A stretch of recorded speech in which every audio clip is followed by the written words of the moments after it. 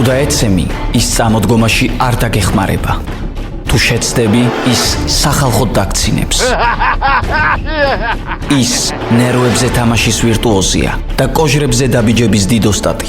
ის შეიარაღებულია მიკროფონით და ძალიან საშიშია. ჯოკერი, დავით ლიკლიკაძის საავტორო გადაცემა. უსმინე ყოველდღე, შაბათ-კვირის გარდა, ძველი ქალაქის ეთერში. ჯოკერი, სასაცილოა.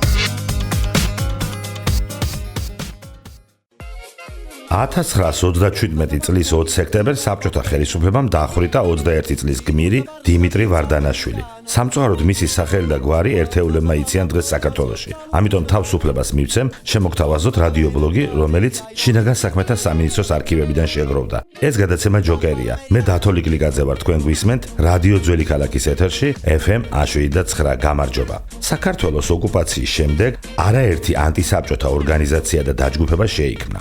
ამიტომაც სხვადასხვა დროს უმაღლესი სასწავლებლის კედლებში უამრავი ჯგუფი თუ ორგანიზაცია იქმნებოდა. მიზანი კი ერთი გახლდათ: ბრძოლა საბჭოთა ხელისუფლების წინააღმდეგ და ძალისმიერი გზით წართმეული დამოუკიდებლობის აღდგენა. მაშინ, როდესაც რეპრესიები განსაკუთრებით მძვინვარებს ქართულ რეალობაში, სტუდენტი დიმიტრი ვარდანაშვილი აყალიბებს დაჯგუფებას, აგროვებს ანტისაბჭოთა ლიტერატურას, ავრცელებს პროკლამაციებს, ცდილობს რაც შეიძლება მეტი განათლებული ახალგაზრდა შემოიკრიბოს დაჯგუფებაში და დაუპირისპირდეს საბჭოთა დიქტატურას. შინაგან საქმეთა სამინისტროს არქივში დაცულია დიმიტრი ვარდანაშვილის სიცხლის სამართლის 4-ტომიანი საქმე. საქმის გაცნობისთანავე თვალშისაცემია ვარდანაშვილის განწყობა. გასაოცარია ახალგაზრდის სითამამე, არავითარი შიში და მონური მორჩილება არსებული რეჟიმისადმი, არც დაპატიმრებამდე და არც მას შემდეგ. იგი სრულად აღიარებს მის მიმართ წაყენებულ ყველა ბრალდებას და ცდილობს საკუთარ თავზე აიღოს მთელი პასუხისგებლობა, რათა დაიცვას დაჯგუფების დანარჩენი წევრები. დიმიტრი ვარდანაშვილი ქუთაისელი იყო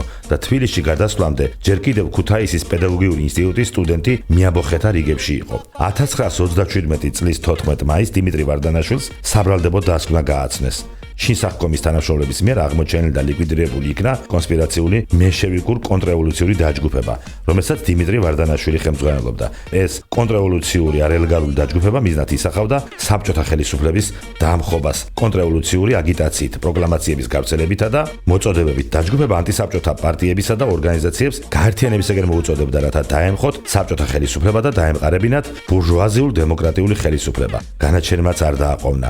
1927 წლის 19 სექტემბერს სამხედრო კოლეგიამ მიიღო გადაწყვეტილება და დიმიტრი ვარდანაშვილს მიესაჯა დახვრეტა. განაჩენი კი სისრულეში მეორე დღესვე მოიყვანეს. 21 წლის სტუდენტი 1927 წლის 20 სექტემბერს დახვრიტეს. ეს გადაცემა ჯოკერია. მე დათო ლიკლიკაძე ვარ. შევხვდებით ერთმანეთს ყოველდღე, შაბათ-კვირის გარდა.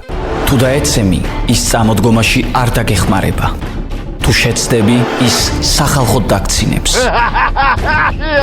ის ნერვებზე თამაშის ვირტუოზია და კოჟრებზე დაბიჯების დიდოსტატი. ის შეიარაღებულია მიკროფონით და ძალიან საშიშია.